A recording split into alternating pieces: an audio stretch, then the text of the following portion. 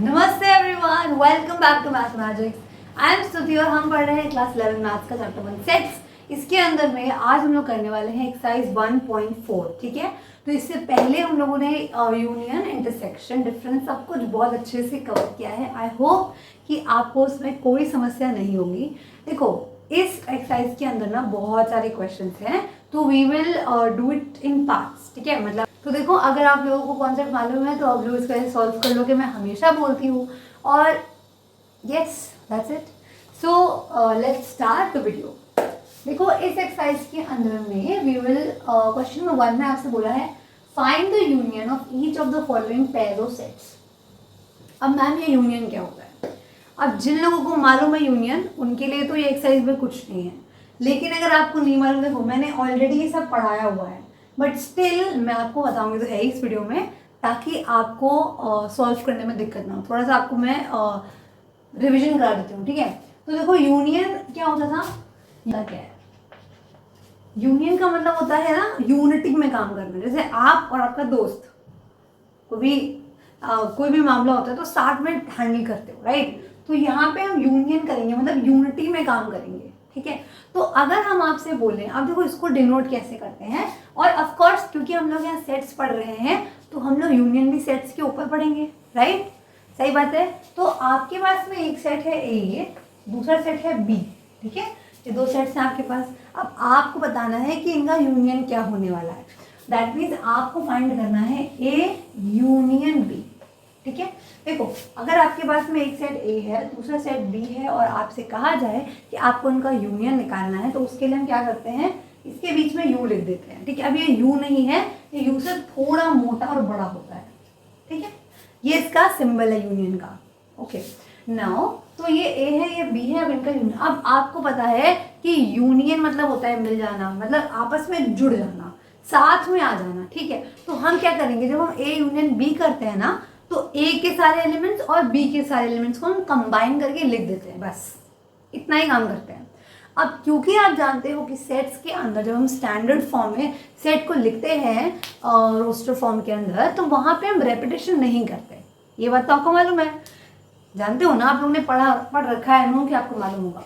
तो हम लोगों को क्या करना है, हम लोगों को सेट के अंदर एलिमेंट्स को रिपीट नहीं करना। तो सिंपल है, जो एलिमेंट्स ए और बी दोनों में होंगे उसको हम एक बार लिख देंगे, बस। ठीक है, चलो अब क्वेश्चन के थ्रू मैं आपको बताती हूँ। आई होप कि आपको यूनियन वाला कॉन्सेप्ट क्लियर हो गया होगा। अब देखो, अगर आपको यूनियन वाली कॉन्सेप्ट में कोई भी समस्या है, कोई भी दिक्कत है, कोई एनी प्रॉब्लम, तो मैंने आपको डिटेल में बढ़िया से यूनियन का पूरा कॉन्सेप्ट समझाया हुआ है। इफ़ यू हैव टाइम तो आप जाकर उस वीडियो को देख सकते हो। ठीक है, आप चाहे 2x पर वीडियो को देखो, लेकिन आप एक बार उसको देखो ताकि आपको ये चीज़ और समझ में आ जाए 100%। ठीक है, वैसे मैंने आपको बता दिया है। तो आपके पास यहाँ पे x दे रखा है और y दे रखा है, एंड आपसे पूछा है कि आपको फाइंड करना है x। ठीक है, आपको निकालना है x यूनियन y। ध्यान रखना, आपको जिन भी दो सेट्स के बीच का यूनियन निकालना है, मतलब उन दोनों का यूनियन करना है, तो आप पहले उन दोनों के बीच में यूनियन लिख देते हो, यू लिख देते हो। ठीक है, इसका मतलब क्या है कि आपको x और y का क्या निकालना है, यूनियन निकालना है। ठीक है, अब इसमें आएगा क्या, तो देखो ऑब्वियसली आपको पता है यूनियन एक सेट होता है ना? तो जब यूनियन एक सेट होता है तो हम इसको ऐसे कर्ली ब्रैकेट्स में लिखते हैं, क्योंकि आप मैम हम जानते हैं कि सेट हमेशा कर्ली ब्रैकेट्स में लिखा जाता है। ठीक है, ओके गुड। अब देखो यहाँ क्या है, 1 3 5 यहाँ पे लिखा हुआ है, तो पहले तो हम ए को लिख देते हैं 1 3 एंड 5 कॉमा। अब यहाँ पे क्या है 1 2 3। ओके, अब आपको ए और बी को साथ में जाके लिखना था। ठीक है, लेकिन आप ये बात देखोगे कि 1 तो यहाँ पे भी है, 1 तो यहाँ पे भी है, 3 यहाँ पे भी है और 3 यहाँ पे भी है। तो जो एलिमेंट्स दोनों में कॉमन होते हैं उनको हम क्या सिर्फ एक बार लिखते हैं। क्यों? क्योंकि सेट के अंदर रेपिटेशन अलाउड नहीं होता। तो 1 3 5 आप लिख चुके हो, अब 1 3 को आप दोबारा से नहीं लिखोगे, और यहाँ पे आप लिख दोगे 2 ब्रैकेट। हो गया, कोई दिक्कत नहीं। अब बोलूँगा मैम 1 के बाद तो 2 आता है, आपने पहले बाद में 2 लिख दिया। तो मैं आपको बता चुकी हूँ कि अगर आपने नंबर को शफल कर दिया है, आपने अपने एलिमेंट्स को आगे पीछे लिख दिया है, तो उससे आपकी सेट को कोई प्रॉब्लम नहीं है। ठीक है, उसको कोई दिक्कत नहीं है, आप लिख सकते हो। तो समझ आ गया आपको। अब यहाँ पे देखो इसमें 1 3 5 है, इसमें 1 2 3 है। अब इसका कंबाइन करके यूनियन करने पे आपको ये मिलेगा। 1 3 दोनों में है, ठीक है, इसीलिए हमने 1 3 को रिपीट नहीं किया। ठीक है, चलो बहुत बढ़िया। अगला देखो AEIOU यहाँ पे लिखा है, ABC यहाँ लिखा है। अब इसको आप खुद से सॉल्व करके बताओ कि भाई A यूनियन B क्या आएगा, बताओ। देखो AEIOU पहले लिख दो, आप A को पूरा ऐसे कॉपी कर दो, AEIOU कॉमा। अब यहाँ पे आप देखोगे कि भाई A पहले से यहाँ आ रखा हुआ है, मतलब आप A को दोबारा लिखोगे बट A पहले से लिख चुके हो ना सेट के अंदर, दोबारा नहीं डालोगे आप, ठीक है, नहीं डालोगे। अच्छा A तो आ चुका है, B और C देखो इसमें नहीं आया है, तो B और C को आप लिख दोगे। क्लियर हो गया आपको? ठीक है, देखो क्या किया मैंने पहले A को लिख दिया, पूरा A को लिख दिया। मुझे क्या करना था, मुझे A और B को कंबाइन करके लिखना था, ठीक। तो मैंने पहले A को लिख दिया, अब मेरे को B को भी लिखना है, लेकिन हमें मालूम है हमें एलिमेंट्स को रिपीट नहीं करना है। तो यहाँ पे A आप पहले से लिख चुके हो, इसीलिए देखो यहाँ पे लिख चुके हो, इस A को यहाँ पे लिख चुके हो, इसीलिए दोबारा आप A को नहीं लिखोगे। ओके, और आपकी मर्जी, आप पहले B को लिख सकते, मतलब आप एलिमेंट्स को आगे पीछे कर सकते हो। चलो अब आपका थर्ड क्वेश्चन है। देखो इसमें A और B दे रखे हैं, लेकिन A और B दोनों दे रखे हैं सेट बिल्डर फॉर्म में। मैम सेट बिल्डर फॉर्म क्या होता है? सेट बिल्डर फॉर्म मैं आपको पढ़ा चुकी हूँ, अगर आपको कोई दिक्कत है तो मैं आपको फिर से बता देती हूँ। सेट बिल्डर फॉर्म बेसिकली एक स्टेटमेंट है, ठीक है। आप सेट को दो तरह से लिखते हो, रोस्टर फॉर्म में लिखते हो और सेट बिल्डर फॉर्म में लिखते हो। रोस्टर फॉर्म में हम सारे एलिमेंट्स को लिख देते हैं, जैसे कि हमारे क्वेश्चन 1 और 2 में दे रखा है। सेट बिल्डर फॉर्म में हम एलिमेंट्स नहीं लिखते, हम लोग क्या करते हैं, एक स्टेटमेंट दे देते हैं कि उसके थ्रू हम उनके एलिमेंट्स को निकाल पाएंगे, ठीक है। तो पहला काम आपको इस क्वेश्चन में क्या करना पड़ेगा कि आपको इनके एलिमेंट्स बताने पड़ेंगे, मतलब बिना एलिमेंट, जब आप एलिमेंट ही नहीं जानते तो आप इनका यूनियन कैसे करोगे। तो पहला काम क्या है कि आप इनके एलिमेंट्स को फाइंड करो। देखो क्या है, इसे कैसे रीड करते हो, देखो क्या पढ़ोगे आप इसको। A है x such that x is a natural number and multiple of 3. Okay, 3। आपसे बोला गया है कि x जो है वो एक नेचुरल नंबर है, मतलब आपके सेट में वो लोग जाएंगे जो, पहली बात तो नेचुरल नंबर उनको होना चाहिए, ठीक है, नेचुरल नंबर होना चाहिए। और दूसरा क्या है, मल्टीपल ऑफ 3। अब मल्टीपल ऑफ 3 मैम क्या होता है? देखो मल्टीपल ऑफ 3 मतलब ये होता है कि जब आप सारे नंबर्स को 3 से मल्टीप्लाई करोगे तो आपको जो मिलेगा वो है मल्टीपल ऑफ 3। फॉर एग्जाम्पल आपके पास में मान लो 1 2 3 4, ये सब क्या है, नेचुरल नंबर है, ये आप जानते हो। आप इसको 3 से मल्टीप्लाई कर दो तो 3 1 3 होता है, 3 2 6 होता है, फिर 9 आएगा, 12 आएगा, 15 आएगा, आगे बढ़ते जाएगा ना। तो ये है आपका मल्टीपल ऑफ 3। बेसिकली आप 3 की टेबल जानते हो, बस वही है, ठीक है। तो यहाँ पे आपसे बोला है कि आपके इस सेट के अंदर ऐसे लोग जाएंगे जो नेचुरल नंबर हैं और 3 के मल्टीपल, बेसिकली आपसे 3 के मल्टीपल बोलने हैं। नेचुरल नंबर का मतलब आप जानते हो, नेचुरल नंबर 1 से स्टार्ट होते हैं, 1 2 3 4 वगैरह वगैरह, आगे तक जाते हैं, जानते हो आप। और 3 का मल्टीपल का मतलब है कि आपको उसको 3 से मल्टीप्लाई कर देना है। मतलब जब आप नेचुरल नंबर का सेट है ना आपके पास, नेचुरल नंबर का आपके पास सेट है, आई होप कि आपको ये मालूम है कि नेचुरल नंबर के सेट को हम n से लिखते हैं।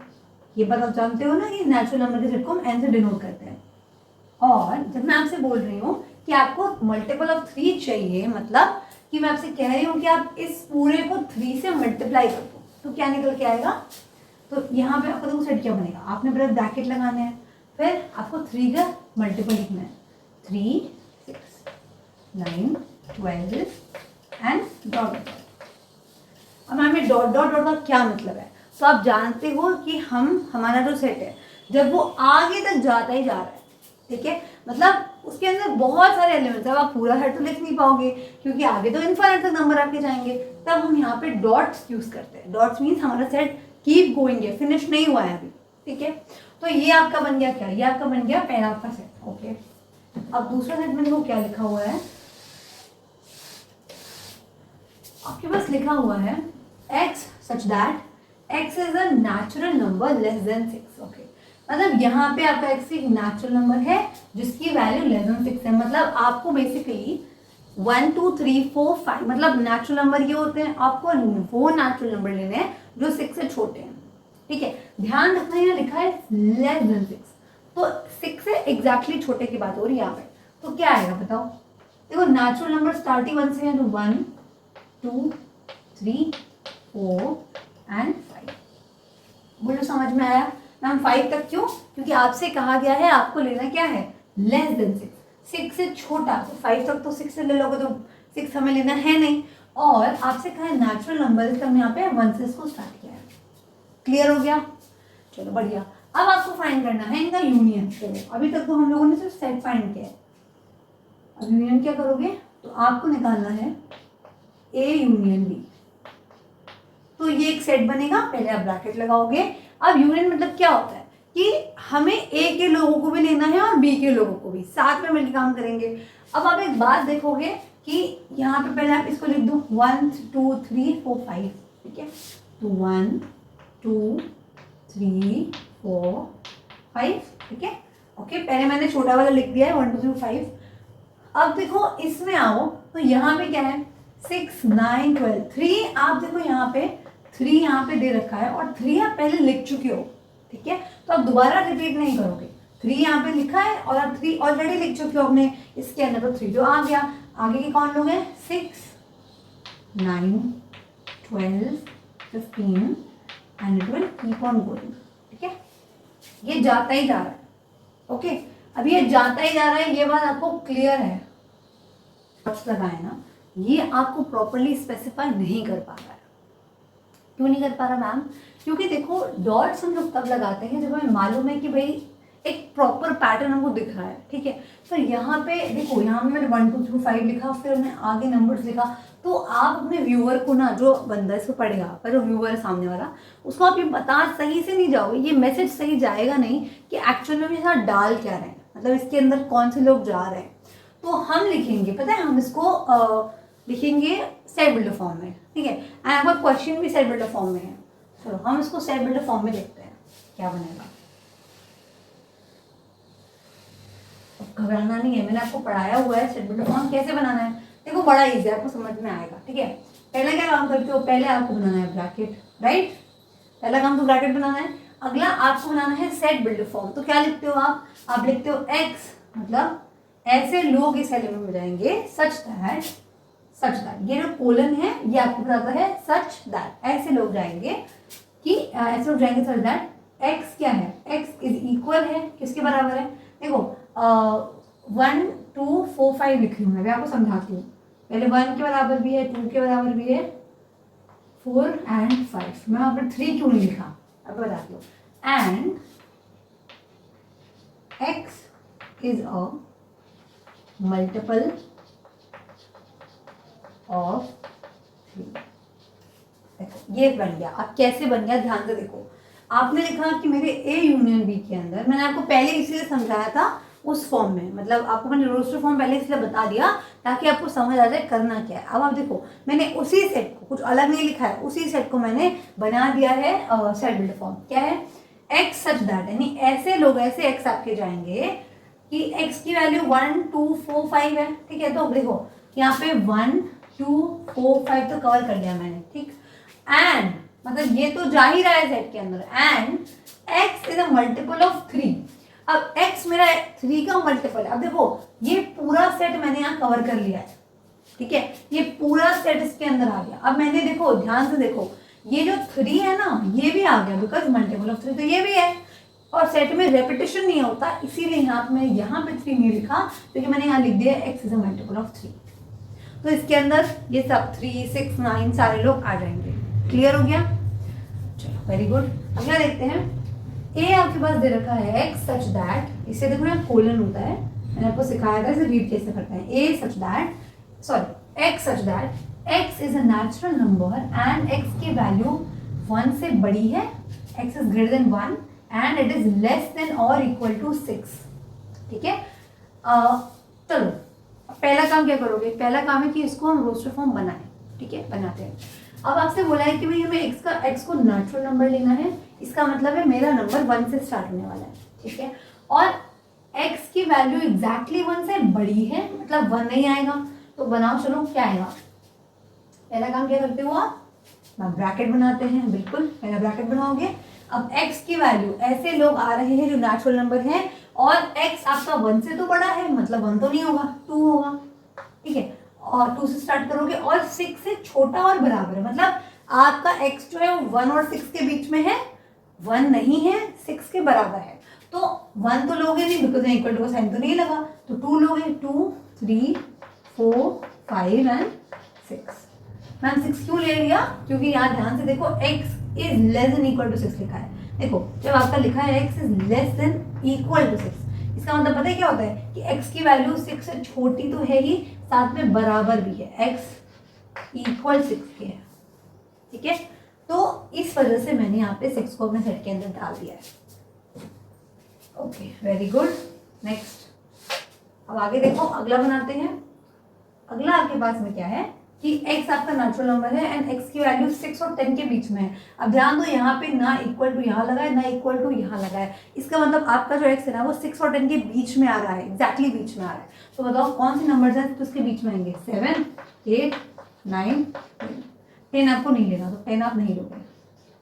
ओके, अब ये बहुत बढ़िया क्वेश्चन है, आसान है, आपको निकालना है A यूनियन B। चलो बताओ क्या आएगा।